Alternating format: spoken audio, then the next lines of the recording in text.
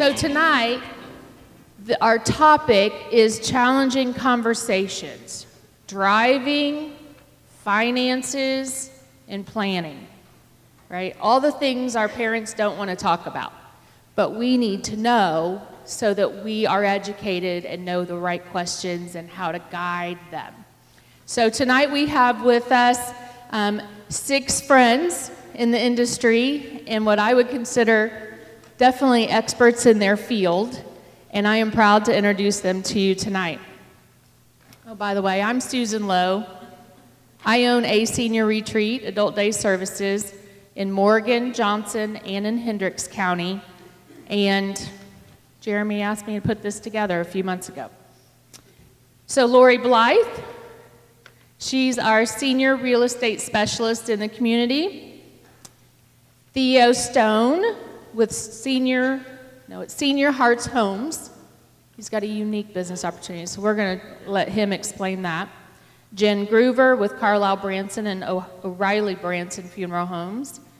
Sherrie Waugh, she's an occupational therapist and a driving specialist. And then we have Kim Jewell, an elder law attorney in Greenwood, and Lisa Blackman, an elder law attorney in Martinsville. So, all right, I'm going to let you take it and get started. Thank you. Well, hello, I am Lorie Blythe, also known as Lorie Blythe, the real estate nurse. So why do I call myself that? Well, I was a nurse for 22 years before I was a real estate agent. I worked with the Stewart Home Group, and in 2018 I became a realtor.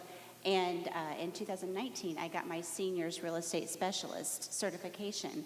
And I did this because I found myself working with some seniors that had trusts and wills and estates and things, and sometimes the children would run into issues where I don't know what to do with all the mom and dad's stuff because I don't need or want all of this, and I don't know what to do with it. And so I found myself asking a lot of questions.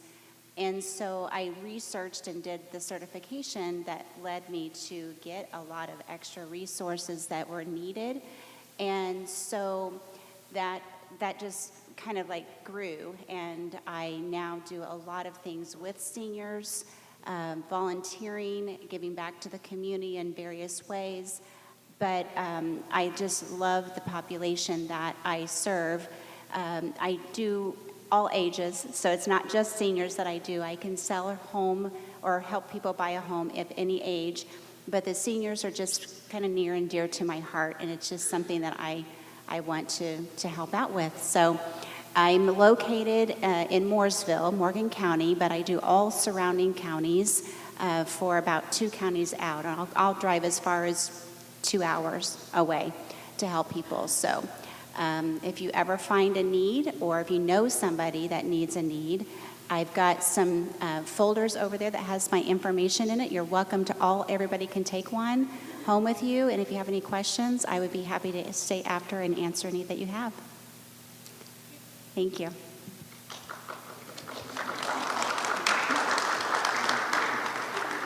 Are we doing questions? Nope, not yet. Okay. Hi, I'm Theo Stone with Senior Hearts Homes. My wife Rosie is down here at this table with the readers on her head. Not that describes anyone specific, but we just want to provide options for people, for families, to make selling the home quick and easy. A lot of times people need to sell the home to move into some type of senior living, whether that's independent, assisted, skilled nursing, or maybe they just want to move in with their daughter Judy or something like that, or just downsize to an apartment. So we provide options that aren't, I guess, quote, traditional, but it starts with a conversation. Find out what you want to do, what's your plan, what's your goal, and then how can we fit into that to help you reach your goal. And our piece of that is purchasing the home, but there's a whole lot that goes into moving from point A to point B. Do you need a will or trust in place? We're going to bring in another law attorney to help you with that. Do you want to do an estate sale? We'll bring in somebody to help with that. We're kind of the face of the transition, and we're going to surround you with the right people. And if we bring in a person that doesn't fit for you, we've got more, right? We're going to find somebody that works with you, for you, that you're comfortable with, and you're comfortable with us. The areas that we cover are pretty much the entire U.S. Our focus is central and southern Indiana, but we can help mom move from Texas to here, from here to Texas. Wherever mom's at or wants to go, we can help her get her there or bring her back. A lot of times, mom retires to Florida, right? She wants to come back to Indiana with her family, something like that. We can help with that move. The way we got started in this was kind of by accident. We had an elderly gentleman kind of fall in our lap. He called me up, hey, I need this price for my house. I need to close in 10 days, and I need 2 weeks after close to get out. I met with him, and I was like, yeah, the price is fine. We'll close it in 10 days. That's not a big deal. And 2 weeks after close, that's fine too. And then he kind of looked around. He's like, well, I need to do something with all this stuff in my house. And I was like, and it's a big house, 2,300 square feet, 3-bedroom, 3-bath, full, garage full. And I was like, you know what, just leave it. Just don't worry about it. And he kind of looked up, he's like, you'd do that? I'm like, yeah, it's not a big deal, we'll figure it out. And he sat up in his chair, his shoulders came down, and he just like, he let out this big sigh.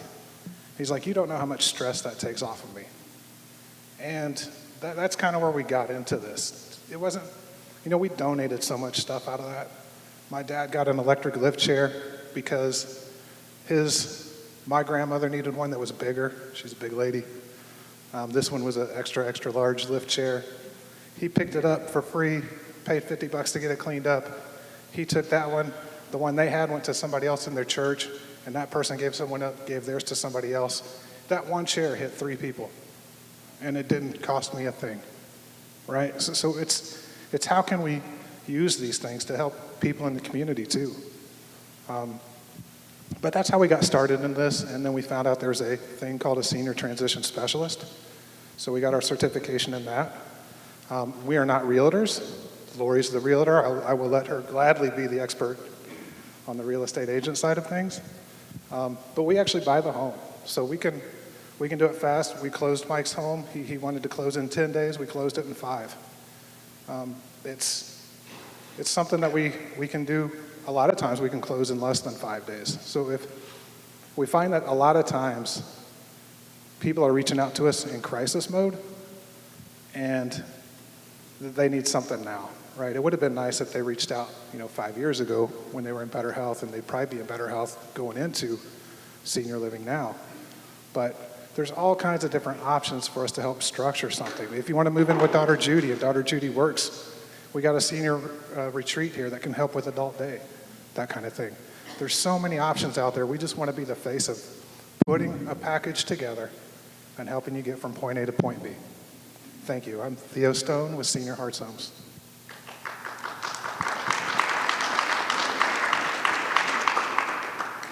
Hi, my name is Jen Gruver. I work for O'Reilly-Branson and Carlisle-Branson. I've worked for Chris and Mary Beth Branson for the last 11 years.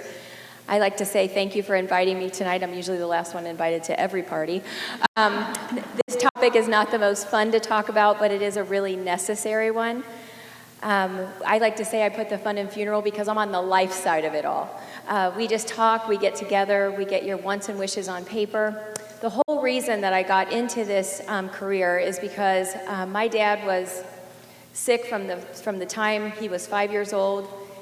He had polio. They didn't think he would make it. He spent a year in Cincinnati Children's Hospital. He was going to Annapolis to the Naval Academy, and then realized that they had a kidney problem, and so that stopped him with that. He had congestive heart failure. He had cancer. He had diabetes. He had non-Hodgkin's lymphoma. But I have to tell you, he always rallied. We always said he had more lives than a cat. And so when I got that call, my mom said, you need to come over and help me. This was pre-cell phone. I'll date myself a little bit. she said, you need to come over and help. Dad's collapsed. And we've had this call before many times. And so when I got to my mom and dad's house, I was greeted by firemen and policemen who said, we're going to let you spend a little time with your dad. We're so sorry he's passed. And I have to tell you, he'd been given his last rites 9 times. And when someone tells you that your loved one has passed, it doesn't matter. You're shocked. You're overwhelmed. We never talked about what he wanted for his funeral planning, because when someone's really sick, it's hard to have that conversation, and when someone's trying to get better, it's hard to have that conversation. My mom was one of those people who knew nothing about the finances. She had a checkbook, and if she had checks in that checkbook, she had money. And so when we went to the funeral home later that day, we thought, well, they'll tell us what to do. And so I come from a little bit of dysfunction junction. We have 4 kids in our family. I'm the oldest. There's 2 that are super responsible, and 2 that not so much. 2 that are super emotional, and 2 not so much. And so when we got to that table, like all families, not everyone agrees. I know that's hard to believe, but there are disagreements in funeral homes. And so when the funeral director said, do you want cremation? Do you want burial? Do you want a church service? Do you want at the funeral home? Do you want a 1-day? Do you want a 2-day? Do you want it catered? Do you want to have military honors? Do you want to go to a military cemetery? What do you mean you don't know what cemetery you're going to? Does it really take an hour to write an obituary? We just sat there. We had never lost our dad before, and we thought on our worst day, someone would try to make us feel better. And so working with Carlisle-Branson and O'Reilly-Branson, they're family-owned and operated. They have a crematory on site. We have licensed funeral directors that take the utmost care and believe in every bit of the quality of what they do. About 6 months after my dad died, my mom called me and said, what are you doing today? And I said, we're going to the zoo. You want to go? And she said, no, we're going to the funeral home. And I thought, well, that is not fun, and I don't want to go. I said, please tell me you're not sick. She said, no, I'm not sick, but we have got to make sure that you and the rest of the kids don't have to go through what you just went through with your dad. We're not going to go back to the same funeral home, but we're going to go to a new funeral home. And I have to tell you, it looks so much different. You don't second guess. You don't emotionally overspend. You can be rational in your thoughts. Even though it's sad, we had just experienced it, it had a much different look. My husband got transferred to Indiana, and I was looking through the part-time work, and this cemetery job kept coming up, and I called my husband, and I said, I don't know why this is pulling on my heart. He was like, I don't know either, it's weird. I told my kids, and my kids were like, oh my gosh, Mom, don't tell people that you want to do that. And when I called my mom, I said, Mom, I don't know why, but this is pulling on my heart. And she said, because remember what you said, on someone's worst day, you can make it so much better. And so I just truly believe in what we do. There's so many different things. I have a folder over there. There's 125 different tasks that have to be done in a 48-hour period when you're exhausted, maybe a little relieved, shocked, overwhelmed. And when you have each other or someone to work through this with, it looks so much different than when you have not talked about it. So I always tell people you can do it the hard way like we did, or you can do it the easy way and sit down and have that conversation.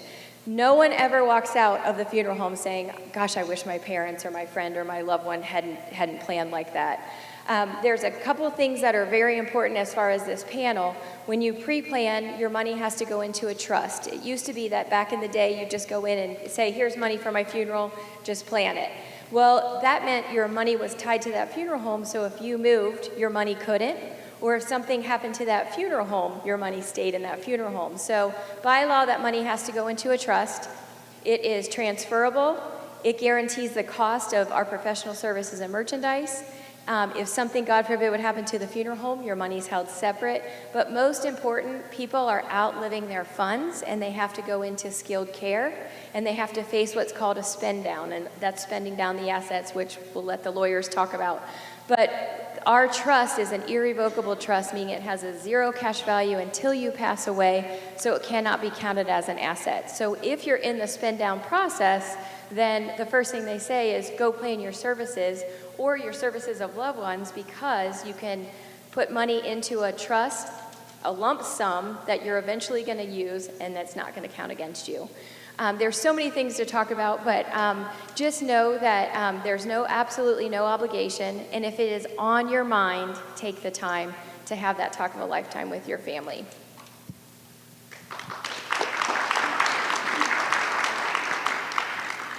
Hi there, my name is Sherrie Waugh. I am an occupational therapist and certified driving rehab specialist. I started my occupational therapy career with Community Health Network, worked for them for about 16 and a half years in the outpatient neuro population, so predominantly stroke, brain injury, Parkinson's, all of the neuro stuff. I did traditional occupational therapy services, group therapies, and then we also had this little driving program.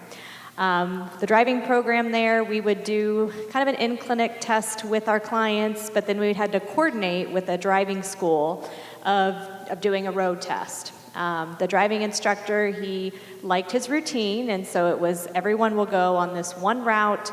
The route was, let's go in 2 neighborhoods and drive down 1 street, and I'm like, well, anybody can drive that. There's no street markings, there's very low speeds in neighborhoods, and I found this need as I worked in this population of giving people more, let's really make sure these skills are where they need to be to keep them safe with driving. So at that time when I was at Community, they required at least 1,400 hours of experience doing driving rehab. So I was thankfully able to use up all my hours working with that driving school in order to get certified. So once I became certified, I kind of transitioned my OT land into doing all driving rehab. So as a driving rehab specialist, my job is to literally meet with each person and determine what driving means to them. I will get people who are brand new teenage drivers, so 15 years old. These are predominantly teens that may have a disability like cerebral palsy, autism, spina bifida. I will go then all the way up to the aging client that may be presenting with dementia. They may have had a stroke. They may have, lots of different types of dementia, and I can kind of talk more about what happens with those. So working with the whole entire kind of population of driving. Those new drivers, they want to do all the driving. They, want to be in the city. They want to do the rural. They want to be on the interstate. Where sometimes the aging client is like, I don't want to do those things anymore. I only want to drive to the short distances to the grocery or the bank or the doctor's office. So really determining what does driving mean to each person. And then what I do is I take folks through a comprehensive evaluation to look at the skills that we all have to use when you drive. So a lot of people come in and they're very defensive and they don't want to be there because no one wants to talk about driving. We all think that we're potentially the best drivers and no one's going to tell us any different. And I tell people when they come in, I'm not questioning, do you know how to drive? Especially older clients. You've driven for years. Some have driven longer than I've been alive, so I'm not questioning that. I'm also not questioning, do you know the rules of the road? We should know those rules of the road by now. But it's literally separating, how is your vision? How is your reaction time? Your memory, your multitasking, your processing speed, your attention. Every skill has to be ready to go when you're behind the wheel. So that's what I'm looking at in my in-clinic evaluation. It's about an hour and a half of testing that looks specifically at those skills. And I usually have family members who I prefer that someone brings them to the appointment because if I'm telling them they can't drive anymore, they are now stuck with me. And they don't want to be stuck with me. So I have everyone attend the appointment. I think it's important to open up the eyes of loved ones of this is where this client is right now. They are having significant changes with their memory. Their processing speed is drastically slowing down. So I'm giving feedback as I go through each assessment to let folks know, this is where you are and this is where we should be. And this can be a red flag in relation to driving. So literally, people call, what can I study? Nothing. You come, I'll explain each thing. We go through each assessment. If they do okay overall, and I'm usually pretty daring, I then take them out on a road test. Yes, I'm getting in the car with all random people, putting my life in their hands. Now, I do have a vehicle that is equipped with a brake. I also have a gas on the passenger side, so it is kind of back into the driver's education land. So clients do have to drive that vehicle, and I kind of tell them, you know, your car is in the shop, and this is the rental car that they're giving you to drive, and I give them time to adapt to that vehicle, and I'm not gonna, you know, if they hit the gas too hard, they hit the brake too hard, that's okay. And then I take them out. So show me that you can put all those skills together and safely follow the rules of the road. You know, if they only want to drive city short distance, I'm not putting them on the interstate. But if someone's coming and they still drive down to Florida for the winter, we're going on the interstate. And where I am, we're pretty much hitting all of the construction at 465 and 69. So they have real fun adventures up there with me. So again, after this evaluation, I'm having a conversation with the client, the family, of where are we? Are we still demonstrating our skills that we need to keep us safe with all aspects of driving? Or do we need to start having a conversation about potentially modifying? Do we need to avoid night driving? Do we need to avoid the interstates? Do we need to have someone with us? And then also having the most difficult conversation of, it's time to stop. No one wants to hear that it's time to stop driving. And it's the toughest conversation every time I have it. Just this last week, I had it 4 times with different families. So it's really, you know, it's having the awareness to say, if the skills are changing, the risk is too high. And, you know, I kind of shared with a couple people, I've had a situation where I had a gentleman that I had told not to drive. His daughter was in there with him, and we had the conversation, and about 8 months later, I had a news alert on my phone that a wrong-way driver had killed a 17-year-old. That wrong-way driver was the gentleman who I had told not to drive. So I feel it's important to be honest and upfront when I have those clients in my office of, if there's concerns, I'm going to express that. So that's kind of what I do. I also do training with vehicle modifications. So if someone's had a spinal cord injury and they need hand controls, I can do different training of vehicle modifications as well. So I look forward, if you guys have questions, I can also stick around after if you have personal questions you want to answer or ask. But thank you guys for having me invited.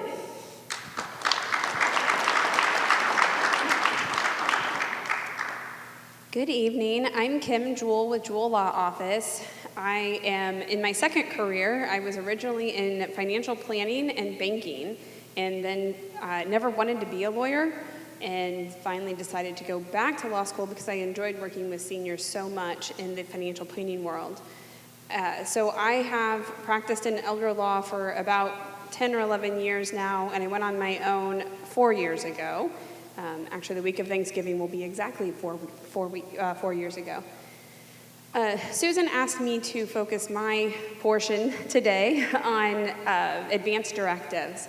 So I'm sure many of you have heard of living wills or healthcare power of attorney, things along those lines. About 3 years ago, 3.5 years ago, they changed the laws.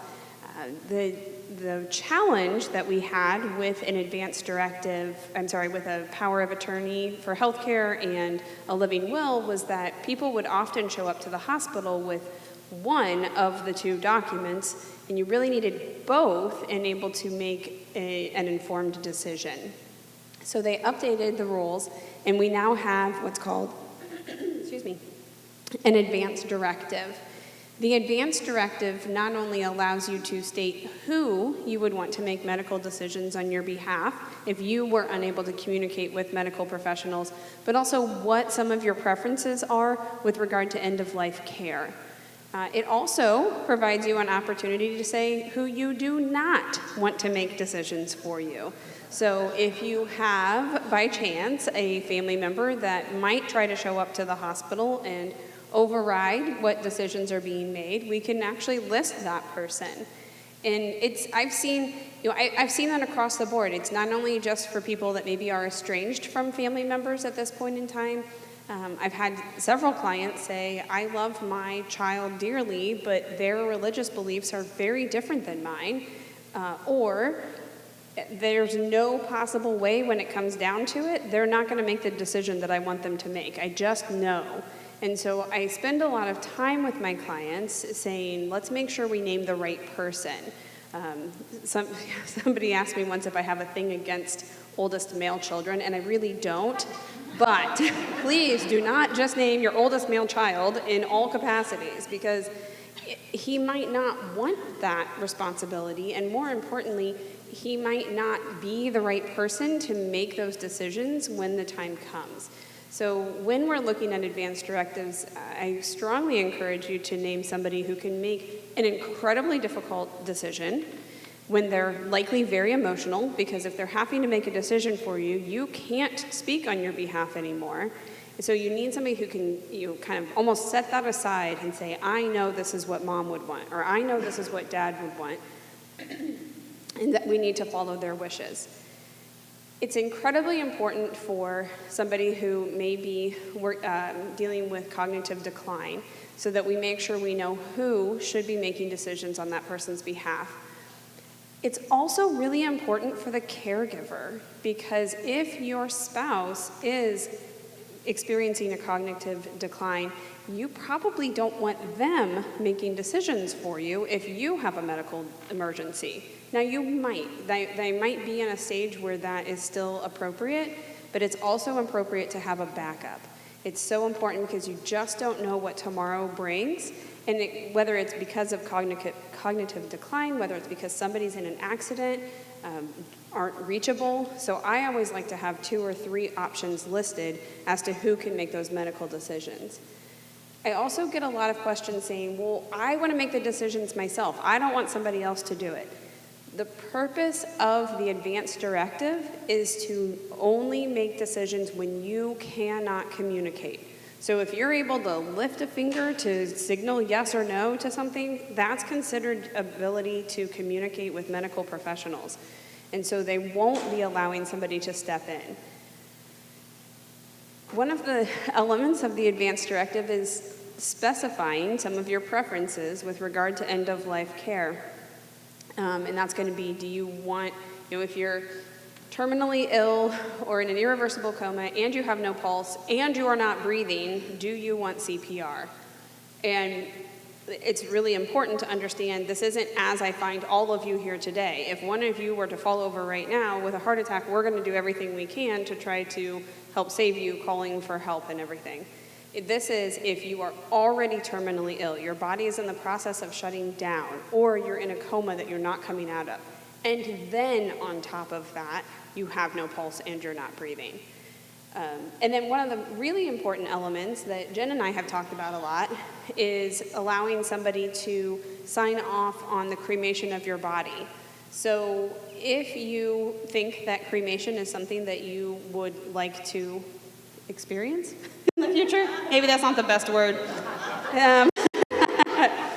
If you would like to be cremated, it is really important that you have specific language that specifies who can sign off on that, because if you don't have that type of language, then there's a whole process that Jen and all of her colleagues have to go through before the actual cremation can take place. And so it can take longer, especially if we have kids that maybe don't agree. I spoke with a nurse last night who works in a cardiac unit, and she said she's always amazed at the number of people who say, oh, my kids know what I want, and then if it comes down to it, we got this kid saying this thing and this kid saying that thing, and so it's really important to have it in writing.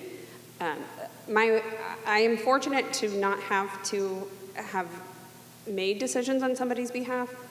My mom was my dad's healthcare power of attorney.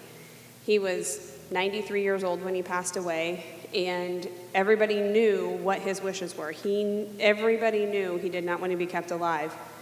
And my dad has 3 siblings, and my mom had the blessing of my dad and all of his siblings that it was okay for my mom to sign off on the paper that it was time to let him go. And she said, even knowing with certainty what he wanted, even knowing that she had the blessing of every single one of her husband and in-laws, she said it was the hardest thing she's ever had to do. So I always tell my clients when we do these documents, I hope we never have to use them. But I'd rather have them in place in case you find yourselves in a situation where you do have to utilize them than not have them. The state of Indiana does have a list of priority of who should make decisions on your behalf if you don't have an advance directive in place. But it may or may not be who you want to make those decisions on your behalf. And also, since I've scared you about the advance directives, I should mention that if you already have a living will and a healthcare power of attorney in place that were signed before a particular date about 2.5 years ago, those are still considered effective. So it's not, they grandfathered all of those documents in, but they probably don't have the language about cremation, the right of disposition of the body. So we definitely want to make sure that that's something that you have in place.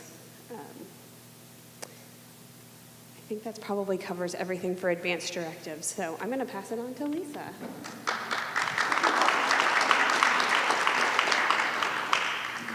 Hi, I'm Lisa Blackman. I'm an elder law attorney in Martinsville, Indiana. My topic is Medicaid planning. I've been doing that for about 24 years. I was at another firm until about 7 weeks ago, and I decided to go out on my own. So I'm now the law office of Lisa Blackman. I'm very excited about that. I waited long enough. I'm 53. I'm like, why didn't I do this sooner? But I did it, so it's done.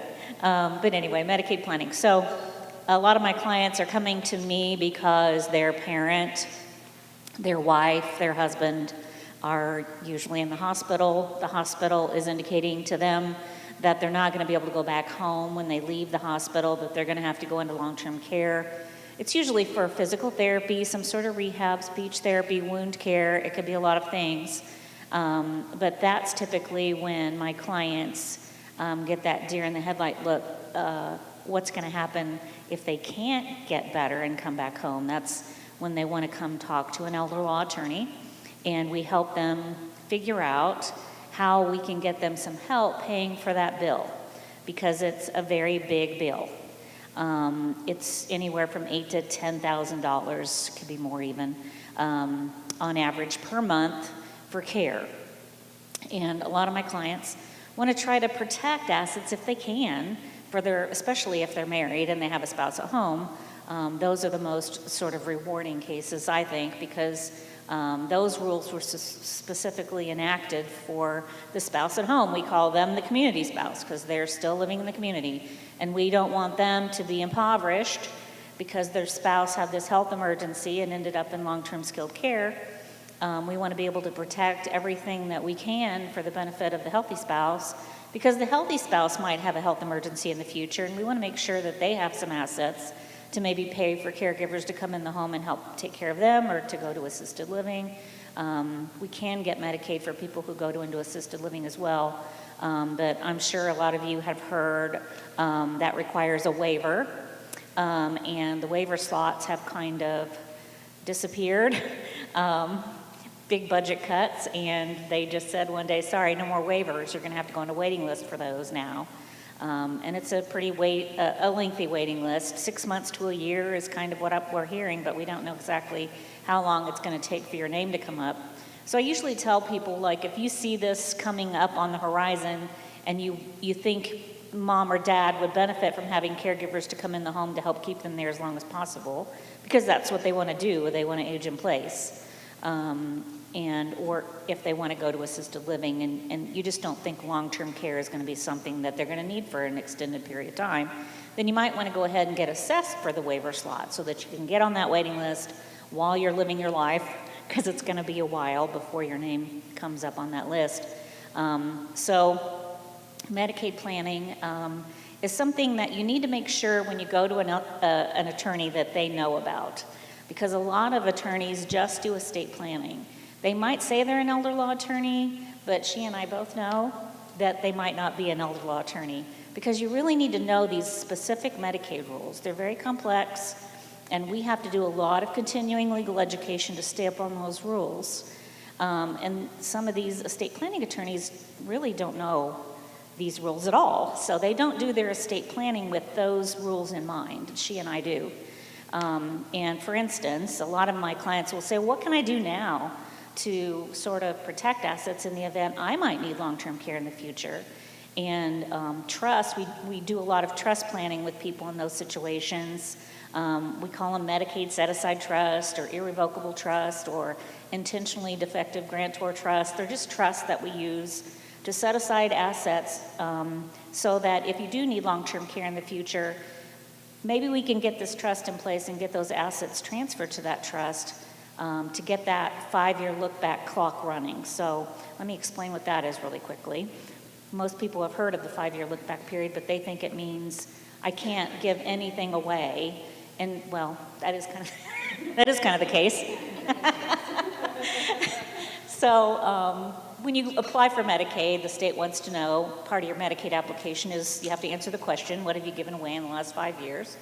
And obviously, my clients, I want them to be able to say nothing to that question because they've done their planning well enough in advance that they got that clock running a long time ago, and maybe they got their house transferred to the trust. And don't panic, we're going to reserve a life estate for you so you can't get kicked out of your house. You still get your homestead exemption for property tax purposes, but we get that clock running so that maybe potentially your largest asset in your estate maybe is protected, and the children can benefit from that if one or both of you need long-term care.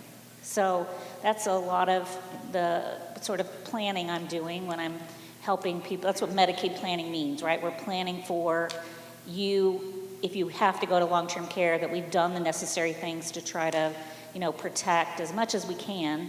Obviously, we do wills as well, and she didn't mention power of attorney, but that's something that you must do. It's a very, very, very important document. If you don't do a power of attorney before you lose your cognition, then your family's going to have to go to court and get guardianship over you. That's an expensive, time-consuming process. We do it all the time. We don't like to do it. I don't want to go to court ever. If I never had to go to court another single day, I would be happy. But you have to sometimes, and you have to get the court involved, which is expensive. It's time-consuming. There are court costs involved. There are attorney fees involved. If you just did a document that cost $150 to $200, depending on which attorney you're seeing, as long as you get that in place, before you lose capacity, we can use that document to let your trusted person, whoever that trusted person is or persons are, to handle your Medicaid application even, your planning. We can have that person create trust for you. We can have that person transfer assets to that trust on your behalf.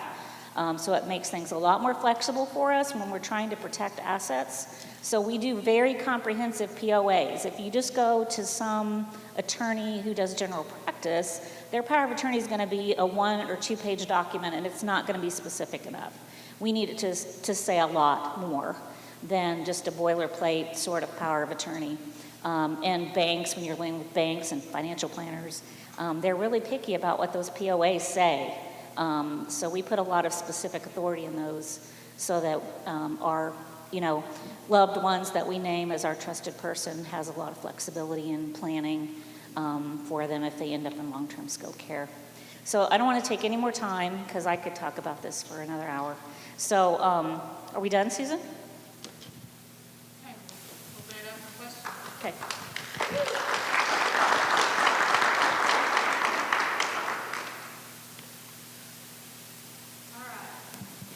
So it's your turn. Sorry, that was very loud. All right, Tina has a question. Hold on. You got to use the mic. Well, we're recording this, so we need to be able to hear it. Well, since Lisa had an answer for me earlier, I want to clarify. My brother and I have guardianship of Mom, and so that makes us joint POA and POH, correct? You have a power of attorney. You had a power of attorney before we got guardianship over your mom, I think. Yes. But she refused to. Yes. Yes. But now, because we have guardianship, can Dell and I plan ahead with one of his children and one of my children in case we need long-term care? Sure. So that's something, do we need to get, you were telling me about getting assessed, having Mom assessed for the Medicaid waiver. We Yeah, had her you- down to the third step, and all she had to do was tell the person on the phone that it was okay to apply. And Mom said, "I'm not poor white trash." No. And I'm like, "Mom, you're not trash, but you are poor. And I don't want to be poorer because you made a bad decision." Yeah, it went to hell in a handcar. So anyway, my question is that something everybody should be planning now? I mean- Not necessarily. Your mother is the perfect situation. You mentioned that you thought maybe 9 months from now she would be in assisted living, or she would need assisted living, or at least caregivers coming into the home helping look after her. And that's typically when you're poor, especially. We need Medicaid's help to pay for those services. And to get that waiver slot that enables us to get that person on Medicaid, they have to go on the waiting list. And if you've got 9 months, if you think you've got 9 months, you need to get her on that list ASAP. And so calling SACOA and having an assessment done? Susan's shaking her head no. Do you know a faster way? SACOA doesn't do that any longer now that we're into Pathways world. Well, So it's the same thing though. Yeah. there's a SACOA's still Pathways doing it. division, so I have the phone number. I can, yeah. Yeah, so there's a website, SACOA has a website. There's a referral form on there that you can fill out, fax in, unless you want to just sit on hold for 30, 35 minutes, to talk to somebody, which may be better actually, but it would be good if you had Mom with you, because they're really picky about if you see your POA or guardian or whatever, we need to talk to her.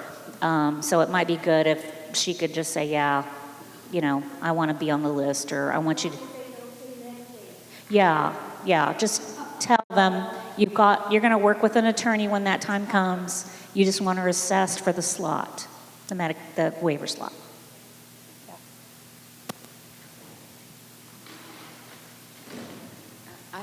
I'm my brother's durable power of attorney, and when I contacted his retirement company to get his taxes, and some things changed, they said my power of attorney could not be over 2 years old.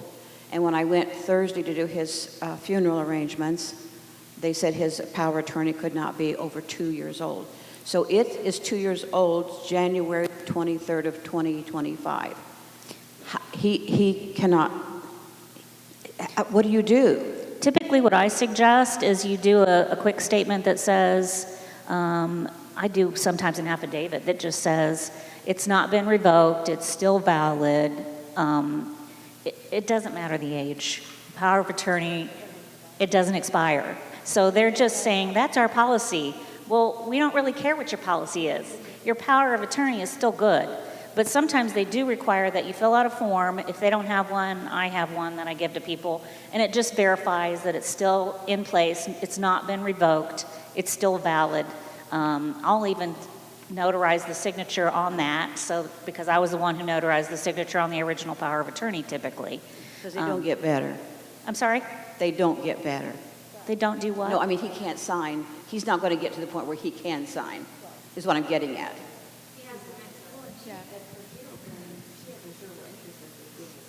He's never going to be able to sign another legal document. Yeah. Yeah. So because you're his sister, you have insurable interest to plan his services regardless of whether you not have a power of attorney.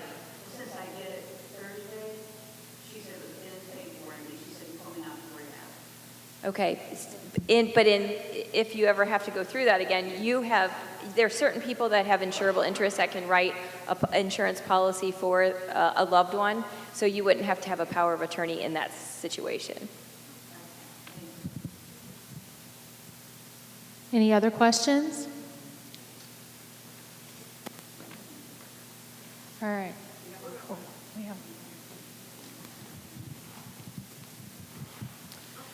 Hi, my mom is currently in Illinois. She has dementia, and my brother, my oldest brother, the oldest son, has all the power in the world. But one of the things that we're considering is moving her here because I'm probably less likely to move than he is in the near future.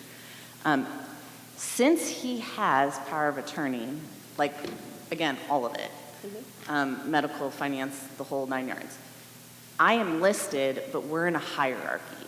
So it's like brother, I'm low man, I'm tone pole. Can he, if he has that control, can he transfer that to me? It depends, right? It depends on the document. Yeah, if the document, yes, I can guarantee both of ours do. If the power of attorney document that she has right now says that your brother has the authority to delegate his authority to another person, he absolutely can say, I don't want to serve anymore because she's moving away, and I want to appoint you as now her agent, whether it's for finances or healthcare, anything along those lines. But and since I'm already listed, that she approved me, and I had to sign off on all those documents ages ago. I mean, which I think is great. I'm not sure it's absolutely necessary that you were officially in the document anywhere. If he has that authority, he can really name anybody. It makes the most sense to name you. But as long as he has the authority to delegate, he should be able to do that. Okay. All right. Joni has a question. I have a question. I do a lot of intake for, I do a lot of intake for a senior retreat with people in this position of, they're in that gap right there where they're trying to figure out how they're going to pay for things. We're usually the first ones to see that. So I get a lot of tears and I get a lot of I don't know what to do, so I try to always give whatever I have at my fingertips. I had a friend recently that joined in, and his wife is trying to get Social Security disability for him, trying to get him on the Medicaid list. She's a teacher, and she doesn't want to go completely bankrupt and take all of her assets. Her lawyer gave her the advice to get a divorce from the spouse in order to get him to qualify. And I really want to hear that that's not the way things should be, so that I can, obviously I'm not a lawyer, I can't say this is definitely not, but I felt like that was definitely something that doesn't seem right to do to couples, and because he's living with dementia. No, that's obviously someone who's not an elder law attorney. I'm guessing the last thing you want to do is get divorced, because the rules are much more favorable to you when you're married. We can essentially protect everything. We might have to do a spend down, but the spend down, it's hard to explain, but the assets end up coming back into the community spouse's estate, essentially. So it's the worst thing you could do is get divorced. That's what I was hoping you would say. Yeah, that's a very bad advice. It didn't seem very right, so. Good. Now you can make a phone call tomorrow. Yeah. Any other questions? Yes. I'll come right back to you.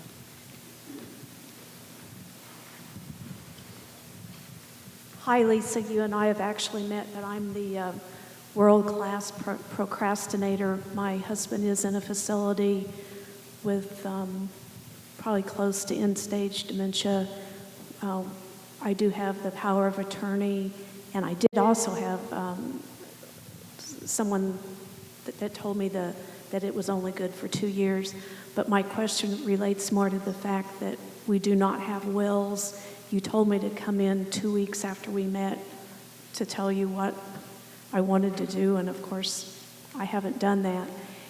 If something happened to Roger now, and he should pass without a will, what happens? And if I do what you told me to do and come in and tell you what I wanted for our assets in the future, where I wanted all that to go, how does that happen? Or, Is this a first marriage for you or second? it's actually the second, but So you don't have children together? No children. I've never had a child. Okay.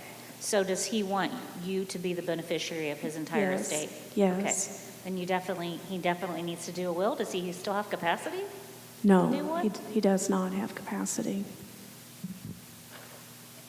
Depending on the ownership of your accounts is the only other thing that I'm thinking of right now.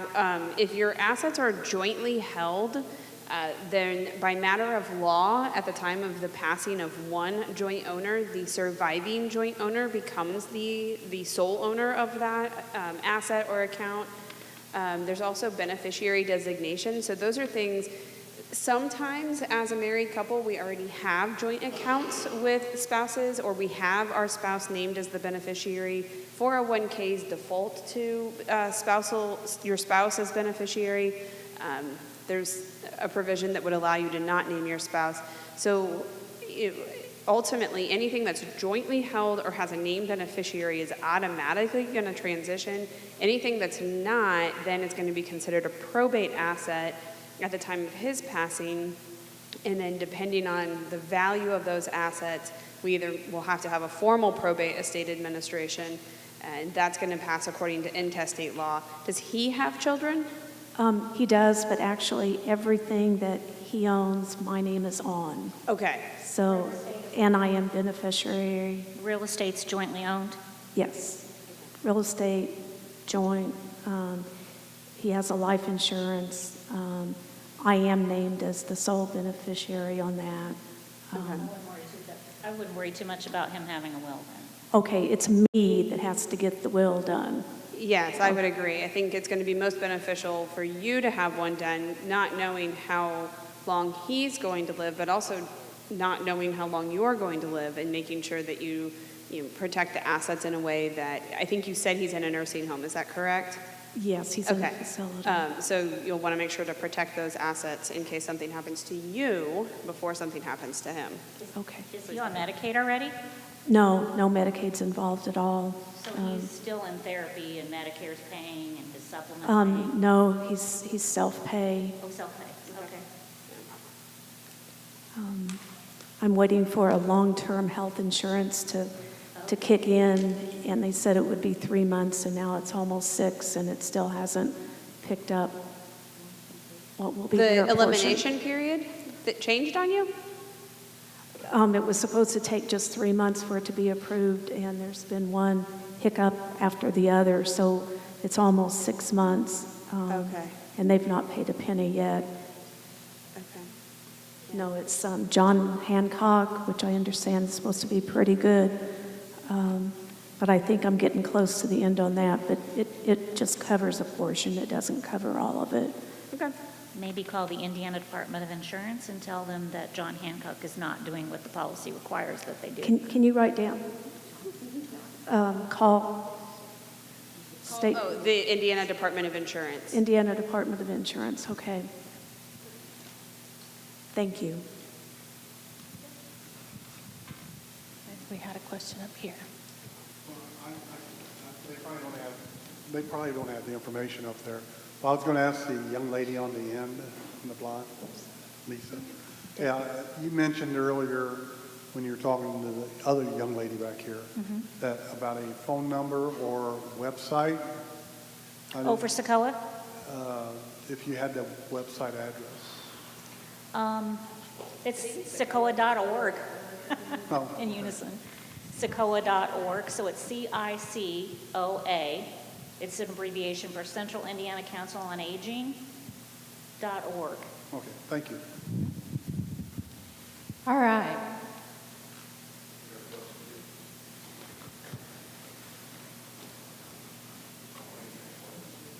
Meet me halfway. All right.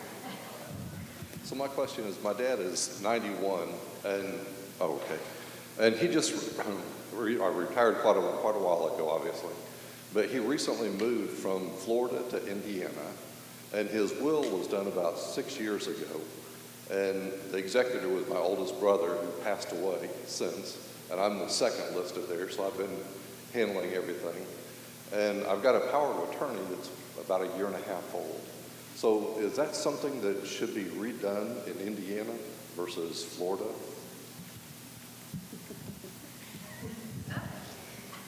For me, when somebody brings me documents that have been prepared in a different state, I'm always looking to see if they meet our requirements in Indiana. So I happen to have a lot of people that go back and forth, a lot of clients that go back and forth between Florida and Indiana, and I happen to know that Florida's signature requirements are much more they have stringent than Indiana's.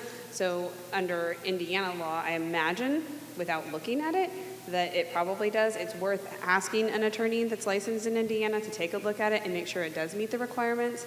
I have seen documents come from other states that it should meet our requirements, but as I start looking at the document, I say, oh my gosh, there's this error in it. So I always say it doesn't hurt to ask, just to make sure, because if your dad still has the capacity and the ability to sign a new power of attorney, then that would be probably a good idea. The other thing, like Lisa was mentioning earlier, power of attorney documents that the two of us put together versus the power of attorney documents that attorneys that don't practice in the area of elder law are very different documents.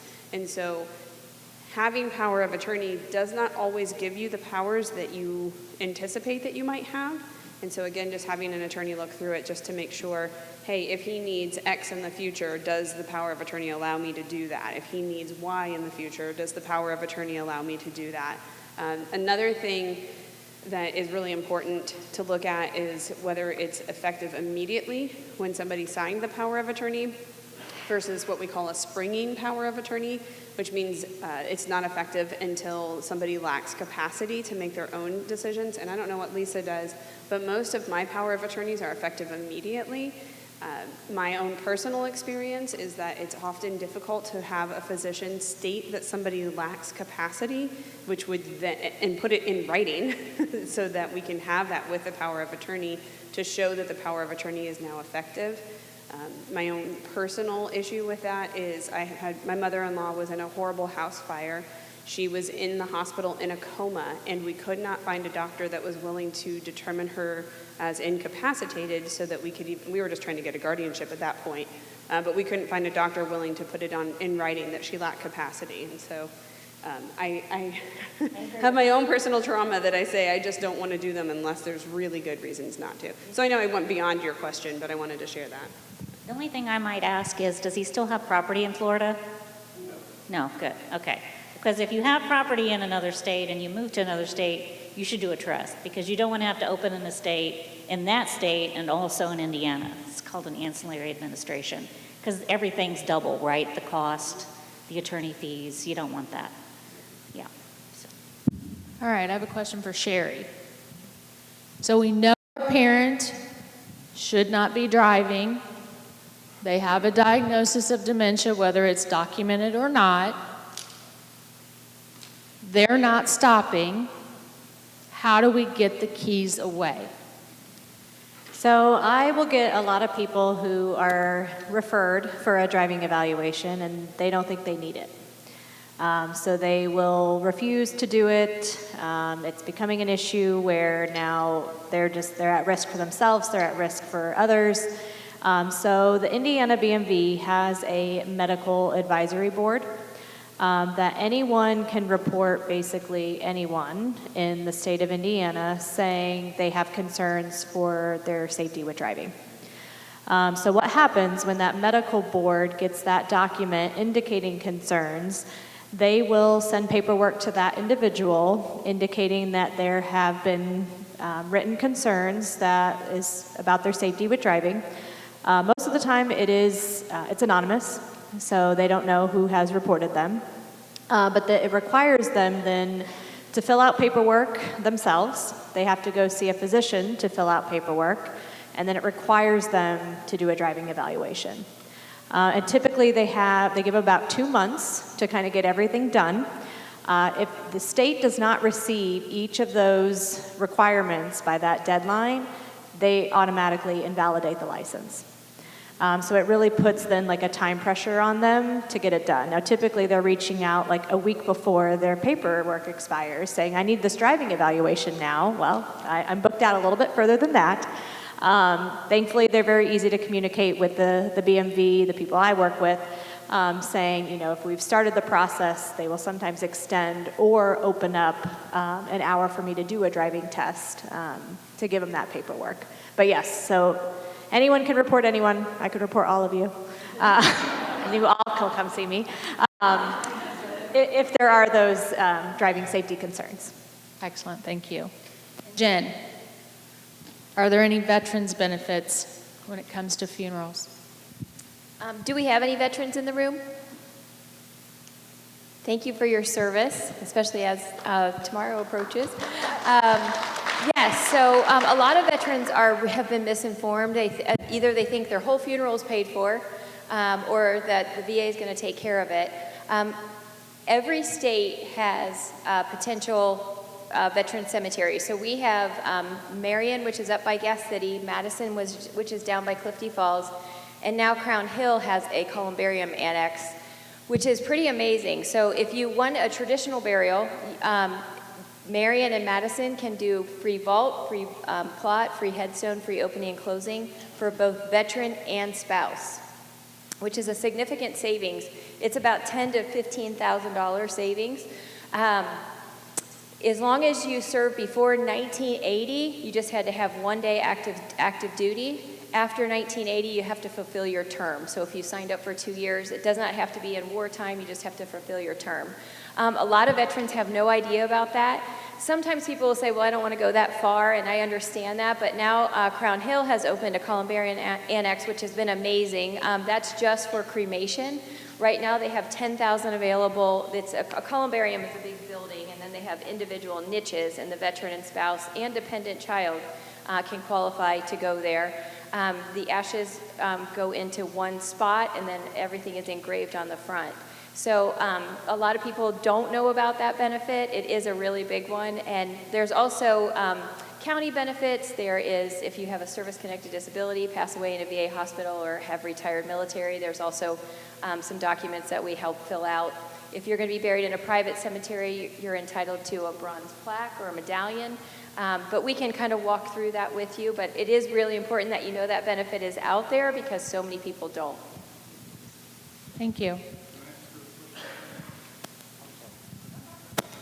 Is that first come, first serve, or? Really both, all cemeteries, you can't plan it. You can't pre-plan like you come in and plan with me, you can't pre-plan it. It goes in the order of the veteran that passes away.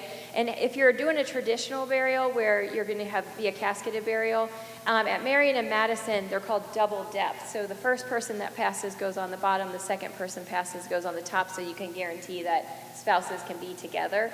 But you can't pre-plan, it's just, and they have right now more than they know what to do with. So in the next 100 years, if you plan on passing, you should be okay. Sounds good.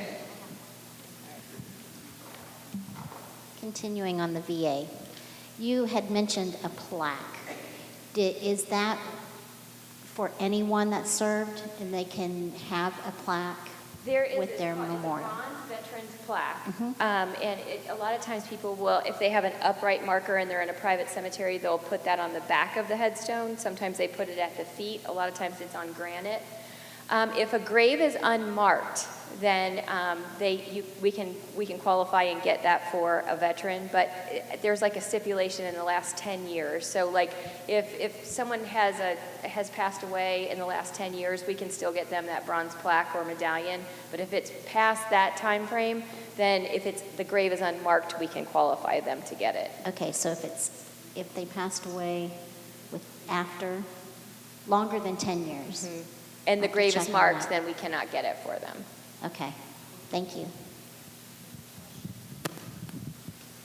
We have a question about the veterans' widow benefit. Do you know anything about that, any of you?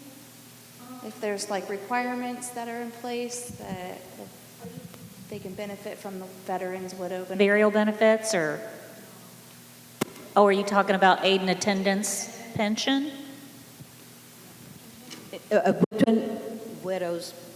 Veteran widows benefit. My mother got, your spouse had to have been a veteran, and then we went through a program to apply for it.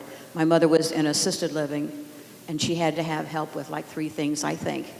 I mean, there's criteria, but she got like $1,300 a month.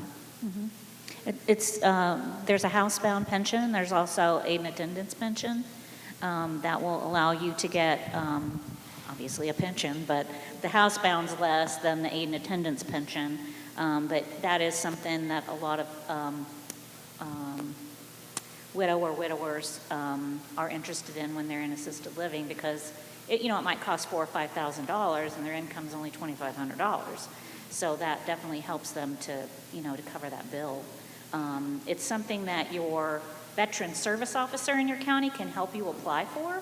The attorneys that practice in VA typically will help you with appeals if you get denied, but not a lot of them help you with the initial application. So the veteran service officer, I think, is the first place to stop. You agree? Yeah.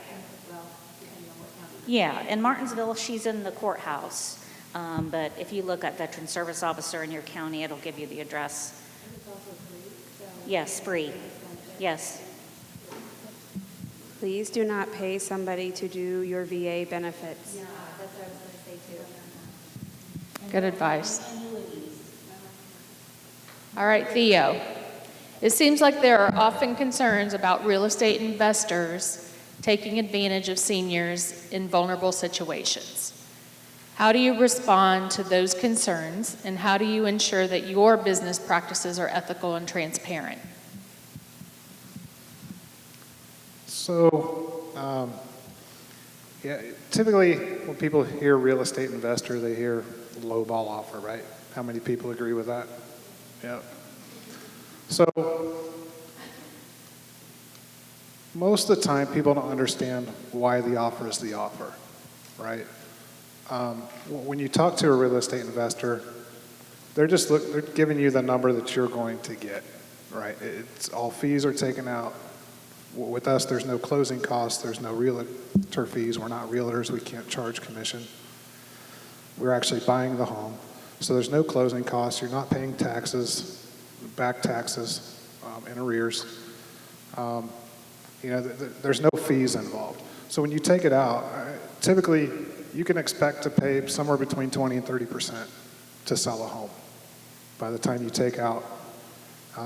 Like right now, the average offer is somewhere between 94 and 96% of ask. Pre-COVID, it was 91 to 93%. Right now, we're approaching 100 days average on market for homes selling. So we're starting to see pre-COVID timeframes and numbers when it comes to the offer amount. Right now, the prices are still considerably higher, but since about mid-July, the prices that homes are selling at have really started to fall off even. It could be because it's an election year. Also, mid-July, schools are starting up now, right? So families aren't looking to move. We're just kind of in that slow time of the market for the year. But, we follow the same processes as a standard close. We're going to go through a title company. We're going to, depending on how it's structured, maybe we're using financing, maybe we're not. We have different ways to structure the sale of the home to benefit the circumstances of the person at that time, right? So we realize that not everybody fits into one box, right? The banks try to shove everybody into one box because this is how they do it and this is how everybody does it. We don't do that. We like to think of it like, hey, we're back in 5th grade. We're at the lunchroom table. I brought a brownie and you've got some Rice Krispie treats. Hey, do you want to trade? And I might be like, I want 3 Rice Krispie treats instead of 2 for my big old brownie. And you're like, well, I'll bring you a 3rd one tomorrow. I'm like, well, if I'm going to have to wait till tomorrow, maybe I want 4 Rice Krispie treats, right? It's whatever we can negotiate, right? It's a conversation. So everything's on the table. If we reach an agreement, we reach an agreement. But, we're going to buy that home. You don't have to clean it out. You don't have to fix it up. We're going to do it fast. Get that situation taken care of, get money in your pocket so that your loved one can get the care that they need ASAP. All right, last question. For me? Miss Lorie. So I know a lot of real estate agents. I only know a couple that are nurses. How does that make it different? How do you handle your customer? So, because I am a nurse, I have a lot of compassion for people, and I feel like that sets me apart and makes me different. I also network with a lot of people in the community. In fact, a lot of these people up on this table. But I have compassion and I will help you. It's not about money for me. It's truly about how many people can I help and what is the best way I can help you. And so I've got a lot of realtor friends, and they always ask me, you know, how do you get the leads that you get? And I'm like, they just come to me because they see that I care, and they know that I will treat them right, and I will do what's best for their loved one or their family, or them, if, you know, whatever the case may be. So they just see that in me. Very good. All right, I think we have to wrap it up. Okay, one more. This is for the lady that has the microphone.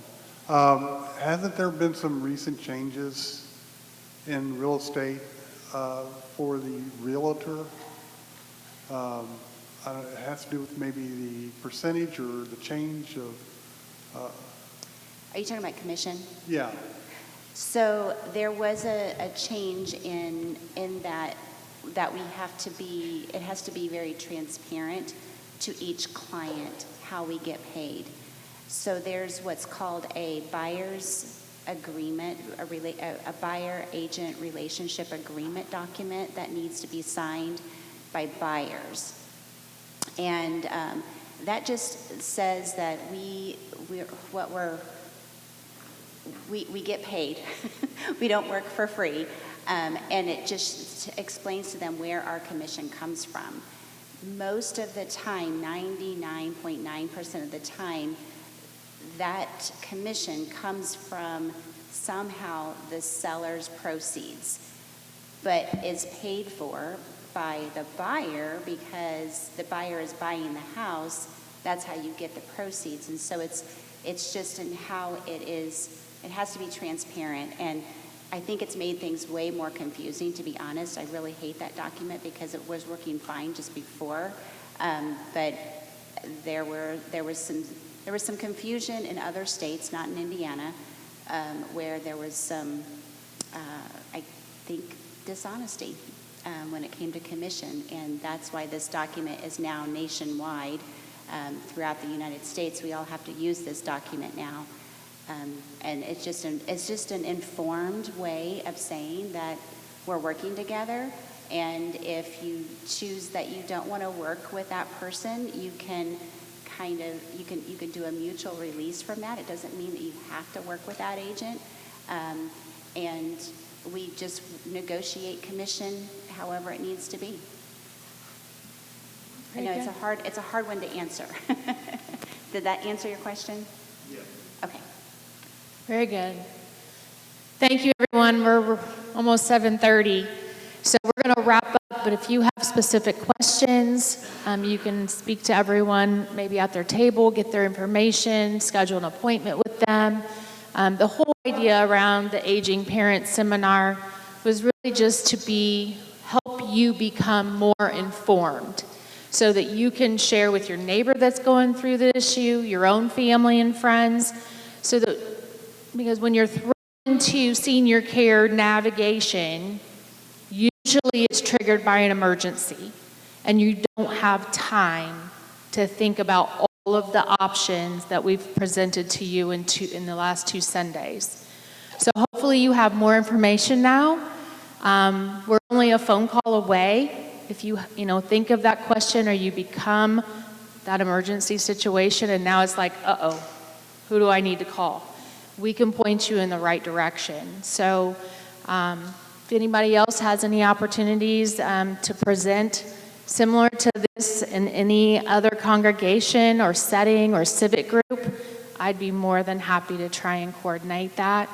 Again, I'm Susan with the Senior Retreat, and thanks for listening to a few of my friends this evening in the last 2 weeks. Thank you.